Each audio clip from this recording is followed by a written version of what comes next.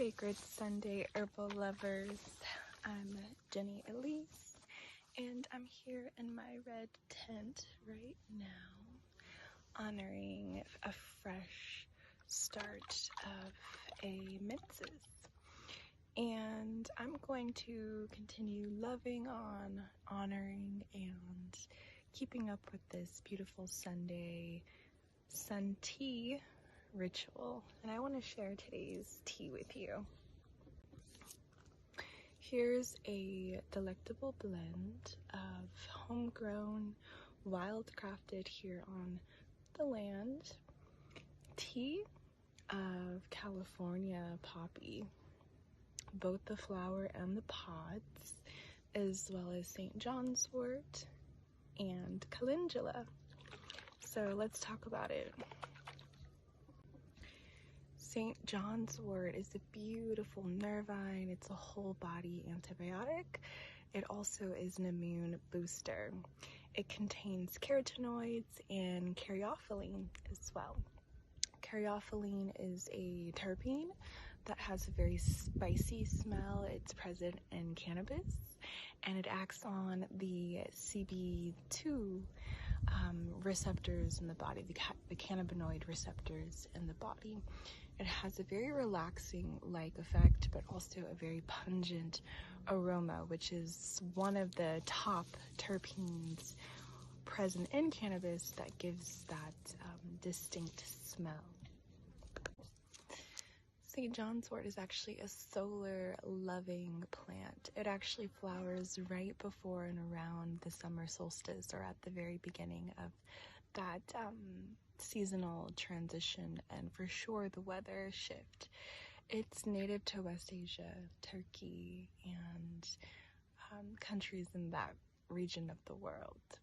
So this sacred plant is also a great antidepressant. It's great for fibromyalgia, migraines. It's an anti-inflammatory, and I thought it would be perfect for today's sun infusion lore, and also a little love for my menses.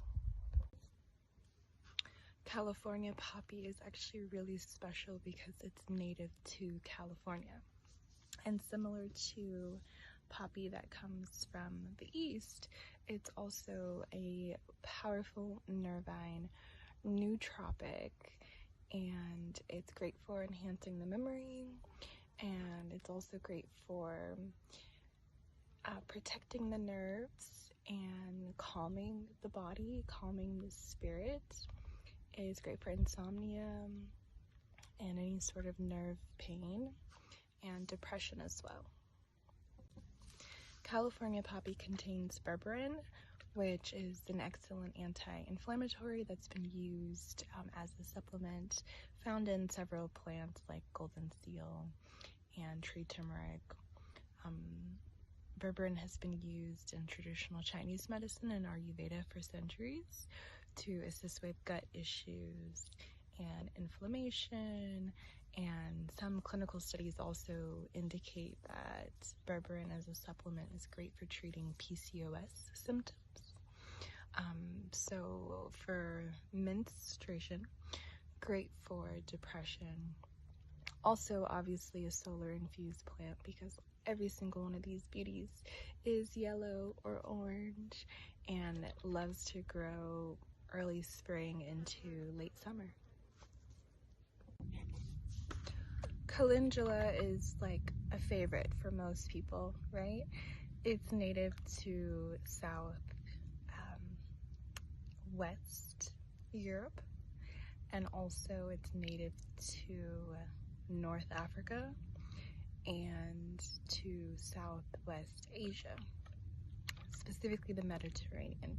I always think of like Italian grandmothers, and I think about women in Morocco at some point, and women in Turkey truly stewarding this plant, being the original seed spreaders, seed keepers, and those who hold some of the secrets and lore of this plant in terms of how it's been utilized in a particular culture.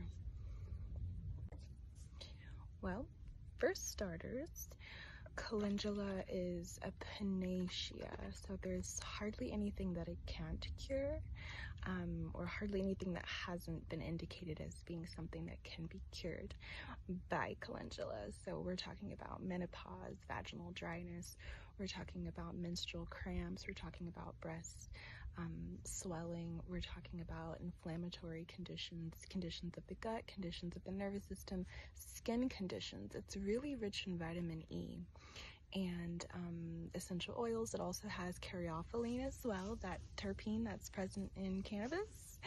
And so it's very calming. It's also an alterative. It has analgesic properties as well, just like the other two herbs. So there's 3 total, 2 herbs in this formula. I've actually seen that it's also considered poor man's saffron too, because you could utilize calendula petals culinarily in butters and on spreads and get a nice, beautiful, deep orange-ish, yellow, reddish color for the food. So why do I love calendula, especially for menstruation and especially as a sun tea, right? Calendula is also great for dry skin, dry lips, and on the counter side, it could also help if there's like excessively oily skin. It just helps to balance the pH of the skin. So it's a skin toner, and it's great for wrinkles, and it has a whole list of benefits, being an antiviral, antimicrobial. It's something to really honor, to really give homage to, given how much it can do and how wonderfully it's served women and children and elders for centuries. So it's an ancient medicine, and it's sacred, and it's a solar medicine. And so this is our June sun tea.